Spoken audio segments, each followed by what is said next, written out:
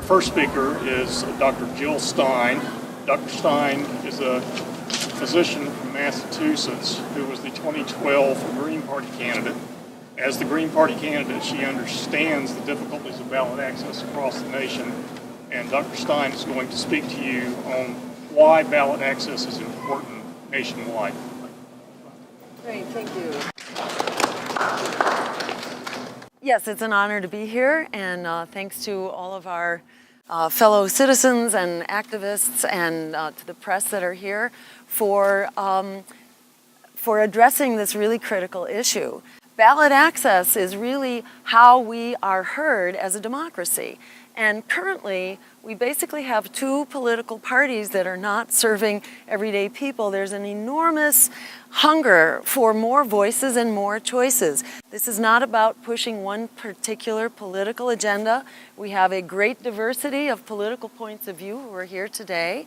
And we're all here to say that, the American people are clamoring for more choices. Ballot access is one of the key ways that our voices and our choices are restricted. So, for example, in the state of North Carolina, we have to fill these petitions. We have to get about 90,000 signatures here, valid signatures, that is, which means we have to collect at least 50%, maybe twice as many. That's like a signature for every man, woman, and child that lives in Asheville. This is a lot of people. We're spending all of our time simply trying to engage a conversation. And we have to do this in North Carolina. We have to do this in 50 states. It's essentially a system that's designed to support the status quo and to silence challengers. Because if they keep other voices off the ballot, they've essentially silenced our voices in elections and in our democracy. And that is not a democracy. This is especially shameful at a time when the American people are clamoring for something different. The most recent poll in the Wall Street Journal, which was this past summer, showed that in fact the largest group of Americans right now have rejected the two major party system. 50% of voters no longer identify as either Democrats or Republicans. It's 21% that identify as Republicans and 29% that identify as Democrats. So you have the largest group of voters that is essentially blocked from getting a voice on the ballot, from participating in debates, from being covered by the press, because if you are not a legitimate candidate on the ballot, you've really lost your claim to be heard. And I'll just say one other point, which is that it's no surprise that the American public is clamoring for something different. Whatever dimension of public life you look at right now, it's in deep trouble. We have 40 million young people who are locked in debt with the outrageous skyrocketing costs of higher education. They are locked into predatory, unforgiving debt at a time when the economy is not capable of providing the jobs young people need in order to repay that debt. These are essentially indentured servants for the foreseeable future without a way out. At a time when our two major parties are promoting yet another NAFTA on steroids in the form of the Trans-Pacific Partnership that will send even more jobs overseas and further depress our wages. We see healthcare costs skyrocketing. Whether you're inside of Obamacare or outside of Obamacare, it has been a great solution if you are a pharmaceutical company. It's been terrific for pharmaceutical and health insurance profits, but not for the everyday person whose costs are continuing to skyrocket. And whether you have that piece of paper or not, you're basically locked out of health care, because even under Obamacare, the premiums and the co-pays are just absolutely unaffordable. Or if you look at the continued declining wages, our wages are not only stagnating at a time that the costs of living are skyrocketing, they're actually in decline except for the 1%. They call it a recovery, but it's actually an emergency for the vast majority of American people. And the expanding wars, which have been such a disaster, that disaster has now come home to the West, as we saw in the horrific events in Paris on Friday. So this is a failed foreign policy that has created failed states, that has cost us approximately $5 trillion here in this country, And both parties are talking about more of this devastating and failed foreign policy, more giveaways to the banks, more bailouts for corporations, while everyday people are being thrown under the bus. So the American people are really demanding that we have a full and fair debate, that we have real choices that's not the same business as usual. And I should just throw in the climate there as well, is the clock is ticking on the climate. We have only so many years to address this. Yet there are real solutions. There are real solutions like the Green New Deal that we talk about in the Green Party that creates jobs, 20 million jobs, like the New Deal that got us out of the Great Depression and targets those jobs towards fixing the climate. There are solutions that pay for themselves, as that one does, for example, in the savings, the health benefits alone in a Green New Deal, from avoiding all the sickness, the heart disease, cancer, etc., strokes related to the fossil fuel system. We save so much money by ending the use of fossil fuels, it's enough to pay for the cost of the transition. So there are many win-win solutions that we need to be talking about. So we need open ballot access. We need a full and fair debate. We need to take our democracy back. That's what we're here for today, and we will continue this fight until we have prevailed. Thank you so very much. How about the rest of the nation, and how about more on the importance of why ballot access is necessary in North Carolina? I'd like to introduce to you Bruce Dixon of the Black Agenda Report, and editor of the Black Agenda Report, and also is affiliated with the Green Party of the United States. Thank you. Yeah, hi, I'm Bruce Dixon. We're here in North Carolina today with the Jill Stein campaign because, as you've already heard, North Carolina does have the highest barriers to ballot access of any state in the union. But North Carolina is not the only state like this. Indiana has tremendous barriers. So does Oklahoma. So does Georgia, where I live.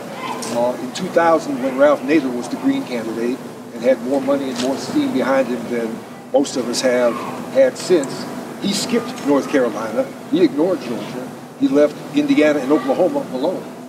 Well, we're here in North Carolina because we're going to do North Carolina. We're committed to making sure that North Carolina has a choice.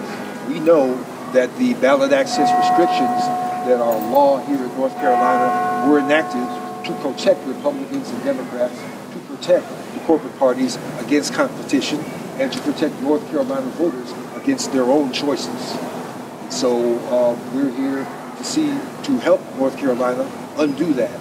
And the eyes of places like Georgia, where I live, are on you, because our barrier is nearly as high in Georgia, but not quite as high. And your deadline falls before ours. We have until July to gather our signatures.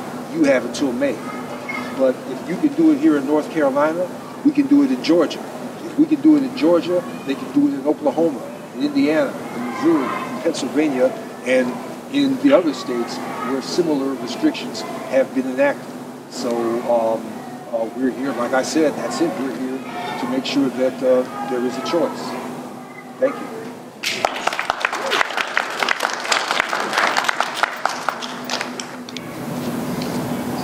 Neil Neal, Citizen Times. Is the Green Party going to be on the presidential ballot in North Carolina? We are initiating a ballot drive right now, and it entails collecting those 90,000 valid signatures. We'll have to get about 150,000, and we are lining up volunteers right now to be able to do that.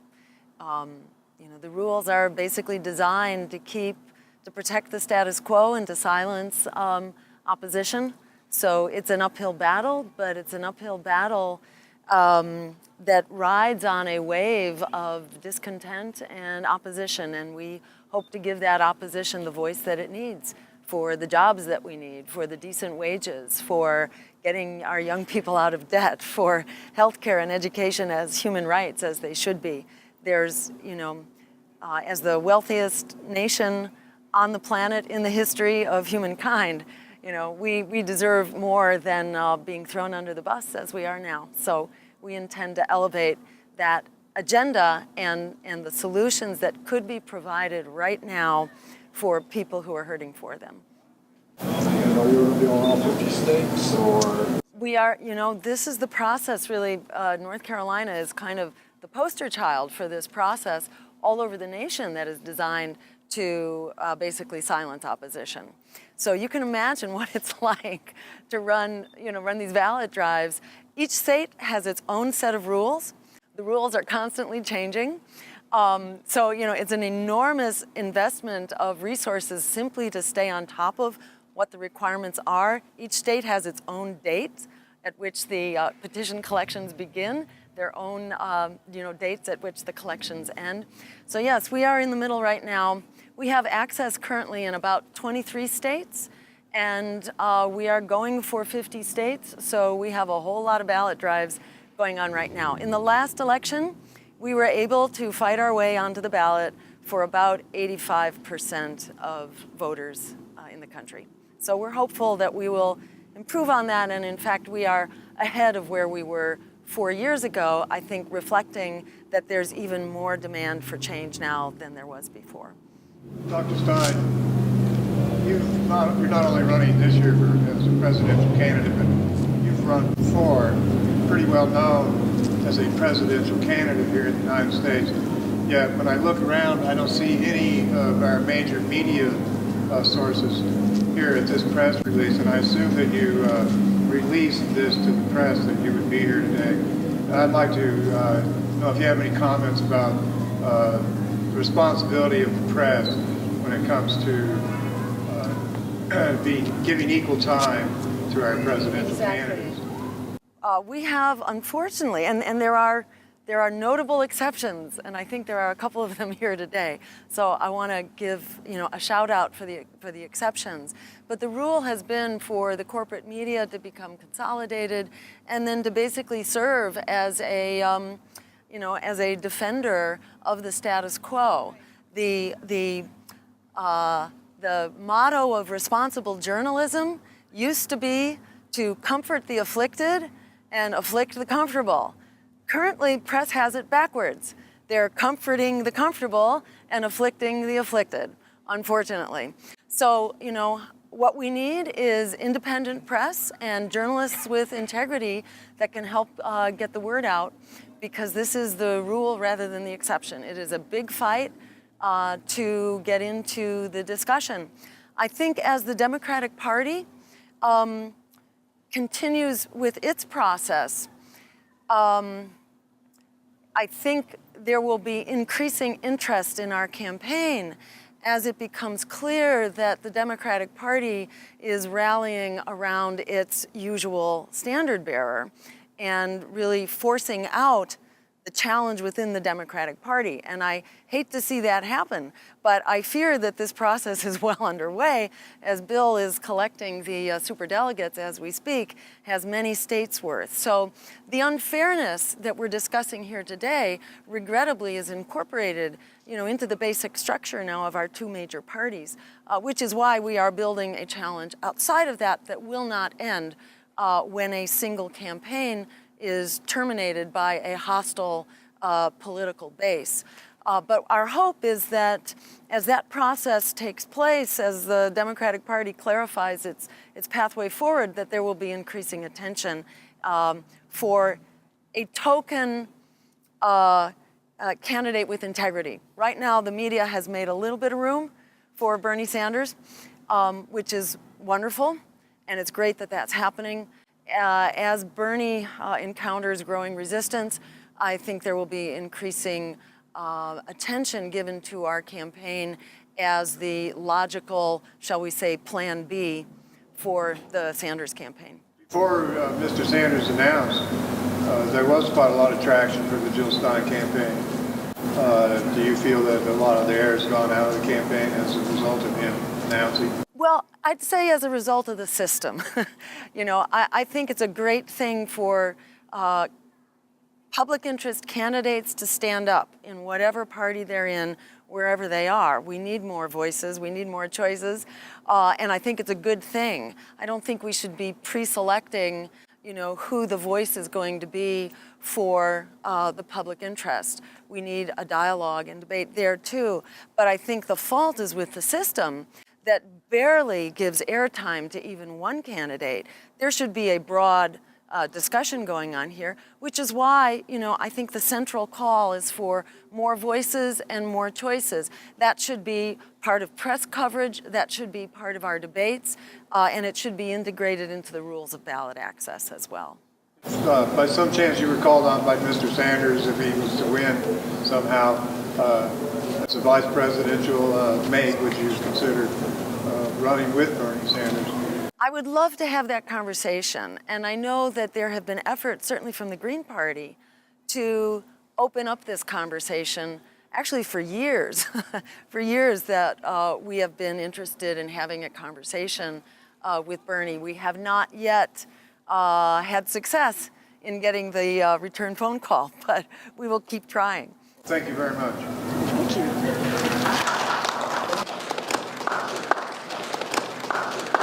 I'd say one of the hottest issues that I've seen out on the campaign trail is students who are locked into debt. And when young people hear that there is a way out of what's essentially being indentured servants, I'm seeing that as probably the hottest issue out there today, with young people coming out in large numbers.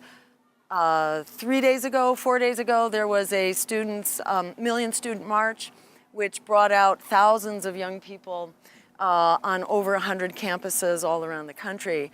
And the problem, once again, I think, is penetrating the airspace to inform people when the public interest movements have been denied funding, as the dollars have gone in other directions, and everyday people have less and less spare change to sort of fund our public interest efforts. It's a real challenge to get the word out. But I think that there are really critical and important issues that people will rally for. But the name of the game is, I think, it's getting organized and developing kind of communications modes and infrastructure so that we can rally and get the word out and use the power that we have. In the words of Alice Walker, the biggest way people give up power is by not knowing we have it to start with. We actually do have numbers and we do have solutions, and I think we can be a very powerful force. And this is, I think, a transformative moment right now. It's a real wake-up moment where people are realizing they can't just sit back because the ship is going over the waterfall right now as we speak, and we need to get busy to make sure that we're going to stay afloat. Dr. Stein, you've talked to us about third parties being restricted from ballot access. Third parties are also restricted from debates often, and that's something that Greens and Libertarians have worked together on. How do you all plan on getting into debates this year? So Greens and Libertarians are working together on 2 court cases now, 2 federal cases, where we are suing the Commission on Presidential Debates for violating the law in many ways. The League of Women Voters, which used to run the debates until 1988, when the 2 corporate parties basically took them over. So it's the DNC and the RNC, the national committees, that essentially run the presidential debates and the commission now. When they took it over, the League of Women Voters quit, saying that this was now a fraud being perpetrated on the American public because of the inordinate controls that the 2 parties were putting on debates, on the whole structure of the debates. They needed to control the audience because they have to create the illusion that these elitist agendas have broad support, which they do not. So they control the audience in order to create the illusion. They control the press, which are admitted, so they therefore control the message that comes out. And they also control the questioner, and therefore can limit the kinds of questions that will be asked. So we are, for years, we have promoted, along with the Libertarians, a much more common sense approach to debates. Instead of saying, oh, it's only Democrats and Republicans, because they're so widely supported, which the polls show is not true. There are about twice as many people who are independent or smaller parties now as there are that belong to either the Democratic or Republican parties. So we are actually saying that to get into the debates, the rule should not be some arbitrary polling number. because polling numbers depend on exposure. But if you're not in the debates, you never have the exposure. However, we could use another common sense rule, which is that if you have the base, if you have the infrastructure, if you have the capacity to have gotten on the ballot for a majority of voters so that you could actually win the election, voters deserve to know who you are. In other words, as voters, we not only have a right to vote, we have a right to know who we can vote for. And that's basically the premise of our legal cases, to say that voters have a right to know what their choices are and to have more choices. Had that been the rule, that admission to the debate depended on being able to mathematically win the debate and have the base of support and the credibility to get into that position, had that rule been in effect, there would have been not 2 choices over the past many decades, there would have been 4 choices. So it's not 100 choices, which they try to make you think is the alternative. Oh, it's only 2 because otherwise it would be 100. That's actually not true. It would be 4 candidates, in some cases 5, for the past many decades if we were using a common sense rule. And this is what the public is clamoring for: more voices and more choices, including some, like the Greens, who do not accept corporate money, who have a public interest agenda and the liberty to express the points of view that are not poisoned by corporate money, that represent the concerns that are of, by, and for the people. So working with our partners, the Libertarians, we are hoping to get this open. I should mention we have a petition on our website at jill2016.com that anybody can join, post it on your Facebook page. We want to get more, as many signatures as possible, and we will be conducting an accelerating campaign. So we hope to move from a petition to an economic boycott of the sponsors of the Commission on Presidential Debates, and then potentially to direct action if it comes to that. Because this is our democracy. Our lives are at stake given what the democracy is handing down, this lack of democracy is handing down to us. And there are a number of people who are ready to stand up. In the last election, my running mate and I were arrested and taken to a secret dark site and handcuffed tightly to metal chairs for about 7 hours for simply trying to walk into the campus of the debate. And they whisked us away and didn't let us out until the crowd and the press had all gone home. They are that scared that the public should get word that there are choices with integrity in this election, and we intend to get that word out.